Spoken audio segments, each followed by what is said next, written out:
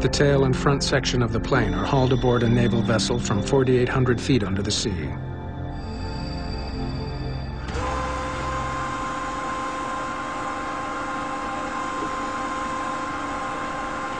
The moment the cockpit is hauled in, Panetta is there. There's only one thing he wants to see inside.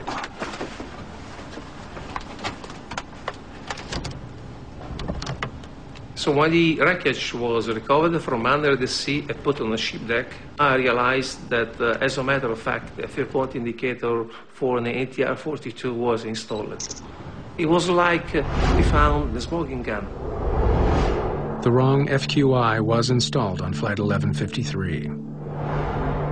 Panetta finally has the break he's been looking for. The ATR's fuel quantity indicator collects data from sensors in the fuel tanks and calculates how much fuel is in the tanks. But since the fuel tanks on the 42 and the 72 are a different size, fuel quantity indicators can't be swapped between them.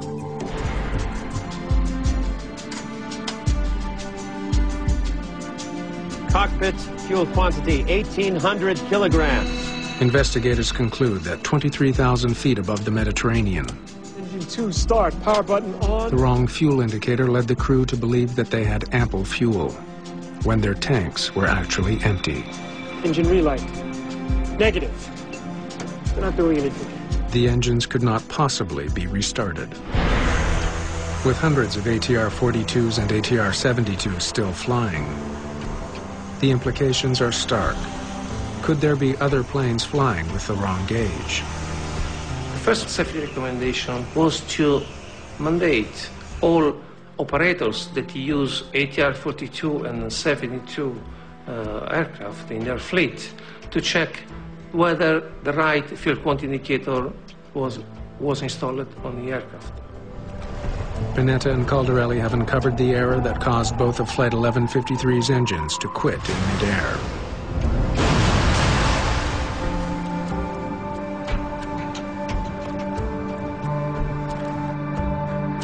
But the case isn't closed. Standard flight procedures should have uncovered the error before takeoff and prevented the disaster.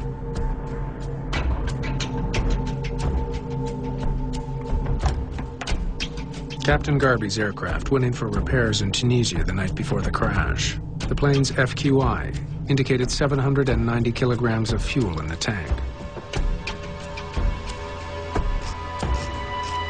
After the new fuel quantity indicator was installed, it showed that there was almost 4 times as much fuel on board, 3,100 kilograms.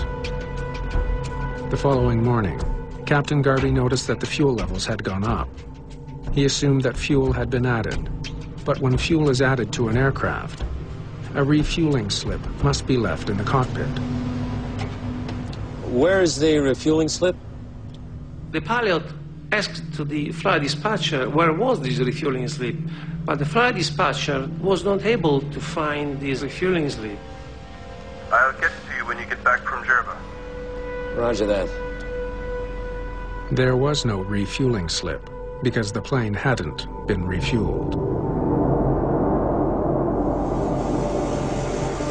In spite of regulations, the captain left without that vital piece of paper. There are some standard regulations requiring the pilot to take off only when he is sure about the quantity of fuel.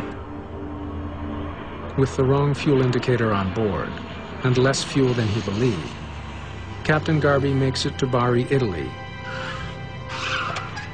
and tops up his plane for the next leg of the trip to Jerba.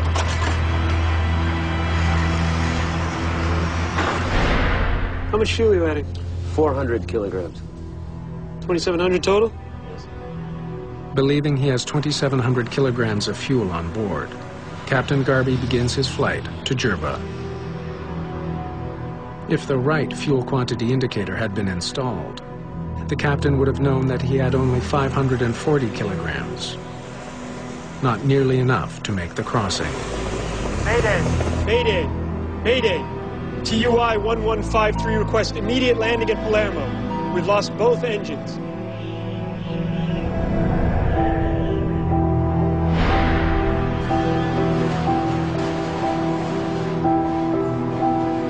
Panetta's investigation comes to a close. He draws up his final report. His colleague, Giuseppe Caldarelli, voices a bold view. Even with no fuel and dead engines, Flight 1153 could have made it to land. TUI 1153. Caldarelli wonders if the pilots did everything they could have to get the plane safely to Palermo. TUI 1153. Investigators get some unexpected answers by having seasoned pilots fly the exact same flight with the exact same problems. Okay, we are now in big trouble because the second engine has gone off, so... Vincenzo Panetta and Giuseppe Caldarelli need to resolve one question in the crash of Tuninter Flight 1153. Did mistakes made by the pilots cost people their lives? We're not going to make it. Prepare to ditch. Caldarelli and his team study the plane's specifications and draw a surprising conclusion. Flight 1153 could have been able to glide to Palermo. According to manufacturer data, an ATR is able to glide 3 miles for every 1,000 feet of descent. With the help of the tailwind that day, Flight 1153 could have been able to glide 70 miles to Palermo. The crew might have been able to make it. Landing gear lever up. So what had the pilots on board Flight 1153 done wrong? To answer that question, Panetta and Caldarelli recreate Flight 1153 in the flight simulator at the ATR facility in France.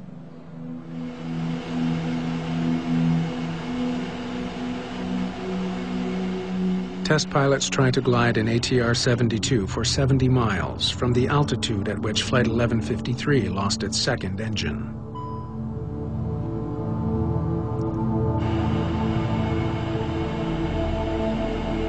The simulation was requested to see the range of the aircraft starting from the second engine out. Stop! Stop. Engine number 1 is flamed out. With both engines out, the priority is to keep the plane gliding as far as necessary. To do that, pilots can change the angle of their windmilling propellers. You have the maximum glide performance when you minimize the drag. And it's very important to think to feather the propeller in order to reduce the drag. Feathering the props involves changing their angle against the wind. The maneuver reduces drag. When you want to feather the propeller in flight, you first have to reduce the power lever to idle and put the condition lever back to feather position. The crew of Flight 1153 did not feather their props when the engines quit. The windmilling propellers created enormous drag. If the crew of Flight 1153 had feathered their props, they may have been able to glide further than they did. Let's get to 17,000 feet. By the time Captain Garby's second engine flamed out, he was just below 22,000 feet. To further reduce drag at that altitude, the plane should be slowed to 158 miles per hour, the ATR-72's ideal gliding speed. Surprisingly, to glide as far as possible, a pilot doesn't want to fly as fast as possible. The faster a plane flies, the more the airflow pushes against it, creating resistance. Every plane has an optimal speed to achieve the furthest glide. The crew of Flight 1153 continued flying up to 55 miles an hour faster than their optimal gliding speed. That added to the drag on the plane and reduced the distance they could glide. By feathering his props and reducing his speed, a simulator pilot in France was able to get the plane as far as Palermo. You with me, honey? Huh? Careful. Flight 1153 hit the water 26 miles from shore, well short of what the plane was capable of achieving.